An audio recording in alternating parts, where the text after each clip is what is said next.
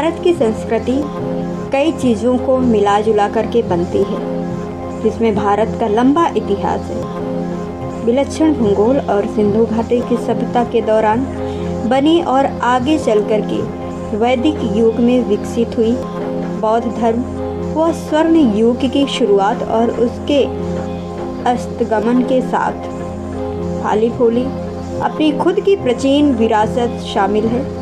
इसके साथ ही पड़ोसी देशों के रिवाज, परंपराओं और विचारों का भी इसमें समावेश है।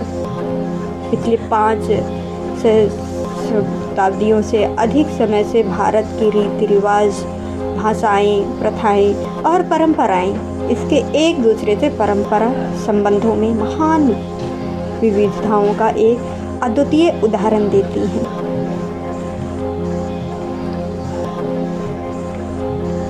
भारतीय संस्कृति विश्व के इतिहास में कई दृष्टिकोण से विशेष महत्व रखती है। यह संसार की प्राचीनतम संस्कृतियों में से एक है। मोहनजोदड़ो की खुदाई के बाद से ये मिस्र मेसोपोटामिया की सबसे पुरानी सभ्यताओं के समकालीन समझी जाने लगी है। प्राचीन के साथ ही इसकी दूसरी विशेषताएं अमरता है। चीनी संस्कृति के अतिरिक्त पुरानी दुनिया के अन्य सभी मेसोपोटामिया की सुमेरियन, असीरियन, बेबीलोनियन और खल्दी प्रभृति तथा मिस्र, ईरान, यूनान और रोम की संस्कृतियां काल के कराल काल में समा चुकी हैं। आने वाली भाषाओं की बड़ी संख्या ने यहाँ की संस्कृति और पारंपरिक विविधता को बढ़ाया है। 1000 आदि प्रादेशिक बोलियां और प्रादेशिक शब्दों को गिने तो, जबकि यदि आप उन्हें नहीं गिनते हैं तो ये संख्या घट करके 236 रह जाती है। भाषाएं ऐसी हैं जिन्हें 10,000 से ज़्यादा लोगों के समूह द्वारा बोला जाता है, जबकि कई ऐसी भाषाएं भी हैं जिन्हें 10,000 से भी कम लोग बोलते हैं। भारत में कुल मिलाकर के 424 भाषाएं उपयोग में हैं।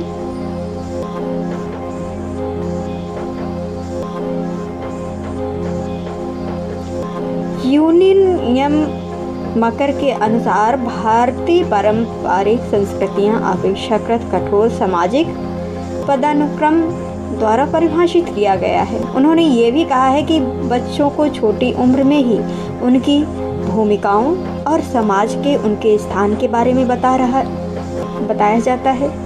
उनको इस बात से और बल मिलता है कि इसका मतलब ये है कि बहुत से लोग इस बात को मानते हैं कि उनकी जीवन को निर्धारण करने में देवताओं और आत्माओं की ही पूरी भूमिका होती है। भारतीय समाज सदियों से तथा शुद्ध सदियों की परंपरा रही है। आज भी भारतीय लोगों का एक बड़ा हिस्सा अपने माता पिता या अन्य सम्माननीय पारिवारिक सदस्यों द्वारा तय की गई शादियां ही करता है, जिसमें दुल्हा दुल्हन की समाहित भी होती है। तथा शुद्ध शादियां कई चीज़ों का मेल करने के आधार पर उन्हीं को ध्यान में रख करके निर्धारित की जाती हैं, जैसे कि उम्र, ऊंचाई, व्यक्तिगत मूल और पसंद, साथ ही उनके परिवारों की पृष्ठभूमि, धन, समाज में स्थान और उनकी जात कास्ट के साथ साथ युग की कुंडलीय अनुकूलता।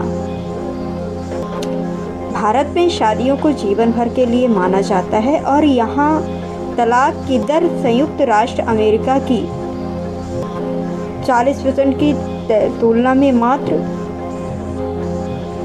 1.1% है। तयशुदा शादियों में तलाक की दर और भी कम होती है। हाल ही के वर्षों में तलाक दर में काफ़ी वृद्धि हो रही है।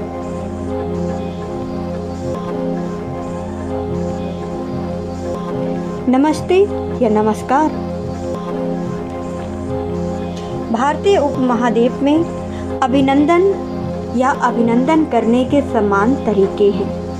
यद्यपि नमस्कार को नमस्ते की तुलना में ज़्यादा औपचारिक माना जाता है, दोनों ही गहरे सम्मान के सूचक शब्द हैं।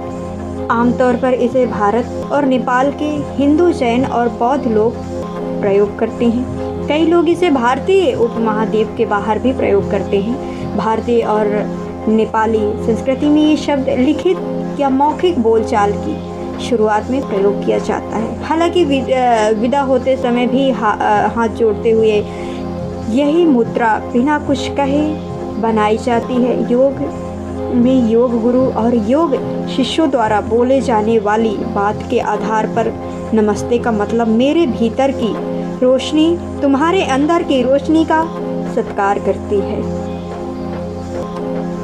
किसी और व्यक्ति से कहे जाते समय साधारण रूप से इसके साथ एक ऐसी मुद्रा बनाई जाती है जिसमें सीने या वक्ष के सामने दोनों हाथों की हथेलियां एक दूसरे को छूती हुई और उंगलियां ऊपर की ओर होती हैं। बिना कुछ कहे भी ये मुद्रा बन करके यही बात कह सकती है।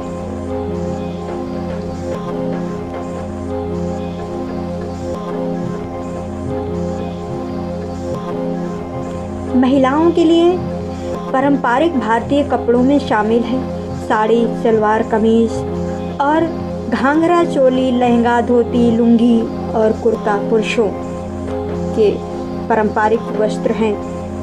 बॉम्बे, जिसे मुंबई के नाम से भी जाना जाता है, भारत की फैशन राजधानी है। भारत के कुछ ग्रामीण हिस्सों में ज़्यादातर पारंपरिक कपड़े ही पहने जाते हैं।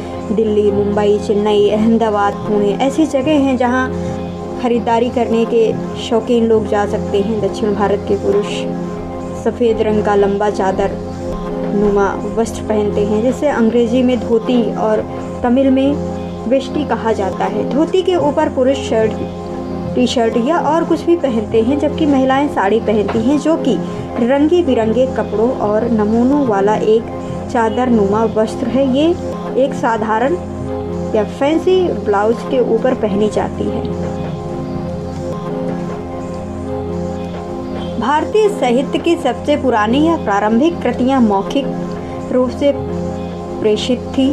संस्कृति साहित्य की शुरुआत होती है 5502 से ईसा पूर्व के बीच संकलित शर्कवेद से, जो कि पवित्र भजनों का एक संकलन है। संस्कृति के महाकाव्य रामायण और महाभारत पहली महाशताब्दी ईसा पूर्व के अंत में आए। पहले सहस्राब्दी ईसा पूर्व की पहली कुछ सदियों के दौरान सशस्त्री संस्कृति खूब फली फूली। तमिल संगम साहित्य और पाली कानून ने भी इस समय काफ़ी प्रगति की। मध्ययुगीन काल में क्रमशः 9वीं और 11वीं शताब्दी में कन्नड़ तेलुगु साहित्य की शुरुआत हुई। इसके बाद से 21वीं शताब्दी में मलयालम साहित्य की भी पहली रचना हुई। बाद में मराठी, बंगाली, हिंदी की विभिन्न बोलियां, फारसी और उर्दू के साहित्य भी उजागर होने शुरू हो गए।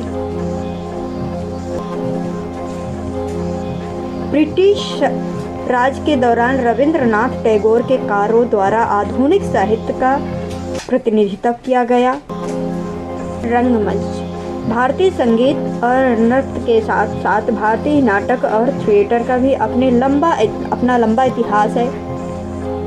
कालिदास के नाटक शकुंतला और मेघदूत कुछ पुरानी नाटक है, जिनके बाद भाषा के नाटक आए।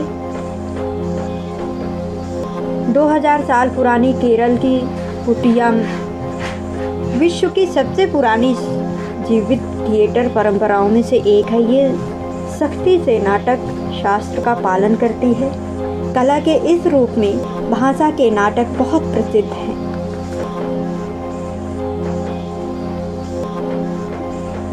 भारतीय चित्रकार की सबसे शुरुआती कृतियां पूर्व ऐतिहासिक काल में रॉक पेंटिंग के रूप में थी।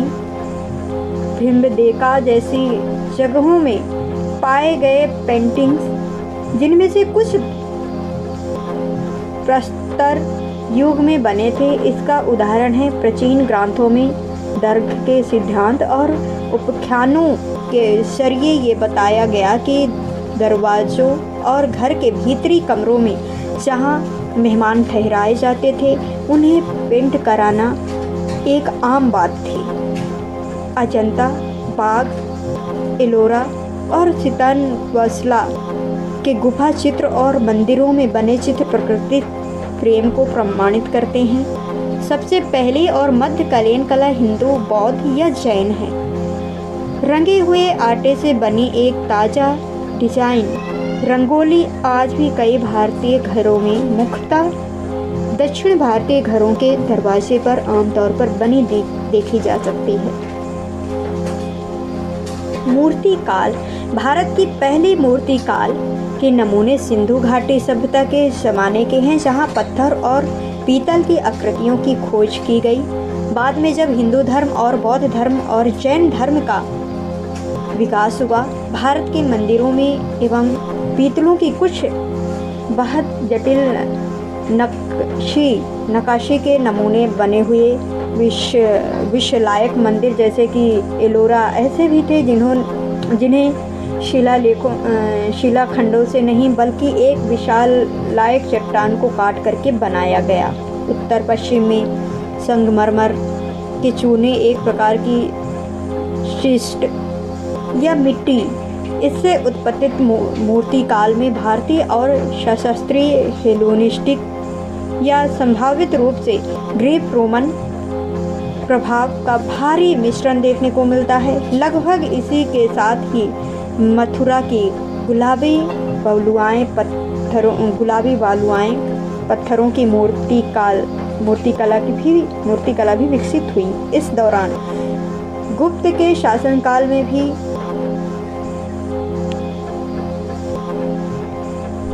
वास्तुकला भारतीय वास्तुकला में शामिल है। समय और स्थान के साथ साथ लगातार नए विचारों को अपनाती हुई अभिव्यक्ति का बहुमूल, इसके परिणाम स्वरूप ऐसे वास्तु शिल्प का उत्पादन हुआ जो इतिहास के दौरान निश्चित रूप से एक निरंतर रखता है। इसके कुछ बेहद शुरुआती उदाहरण मिलते हैं। सिंधु घाटी सभ्यता